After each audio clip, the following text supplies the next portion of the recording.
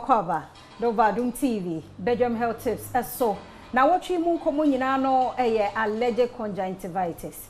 And then yame yaduma ye DVA, media sede ma endpoint homeopathic clinic, na daroma, and ye di sound komo ya rebie hawadwen, na wakona tena ye no show. Dr. Rachel Kusi Aposa, ya we optometrist, and ye no AD enkomo. Dogane so ye dase ye mo akwaba. Sister Fia no pay me so. Ya dase pa, am say na what you ni ye ahia de bebre. Yen summarizing nyina na fe yen to ene de no so. Yo, so if you mean that, now what we are talking about allergic conjunctivitis. You say infection allergies na deba. Enti allergies ya can say be a food throw inflama aduane okrama kra hu nwi kra e bu kra say pollen. You say dem be break me the allergies neba. Obu okra na entade kra obago odop mu kra for years. Okoyi entade no kra no. It may react to those things. It's a day be a beco one, it's more than a red a reaction. And what's an I can pay, sir. And I can't say idea obia, it's me obia, it's me obia. Dear, quite a befa so na yaboy and whom by free, sir, allergic conjunctivitis. You. Me born him about community be once. Na oti o share Adom TV on a payer, or that shows up. Number one, Sabi obia, the hobbit makers once ya one thing and for foot through. Eti foot through a reaning from man and a downfall. A foot back on said, so could trony a mu bar. For normal water is a normal clean water.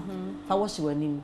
A Badwam a ye foot trony a yin in a when is a woman in now. And I saw background wolf, you know, a coffee tromo could dear goni at the bar. For the bone so for clean the name. And I found so in any manner. Over to make cry my 90 foot trono so. I cry all allergies no. One time I didn't go the same way a woman, a foot to memoir. And I feel empowered that so. Ni pillowcase about touching. I crave one and it's like a canon. Parents name strange any pillowcase in mano. Back you know that's a 1 month no so that's so. There be an ye. Ning I was a shake. Not I was a parent nanny bahon. I can't chance here. Now put up with her. Ye encourage you almost say omunai. Ye canon, so bet my protective and so. Ebi I'll be see a really foot musua.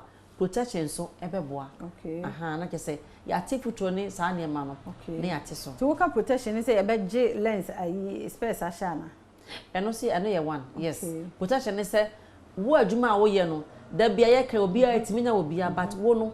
Ebia this weather, no taco a wiem, utako futrumu, and from money at dinner. Or say a mouse space. Or be crowd one and banner because of allergies in tea. It's in money bad space.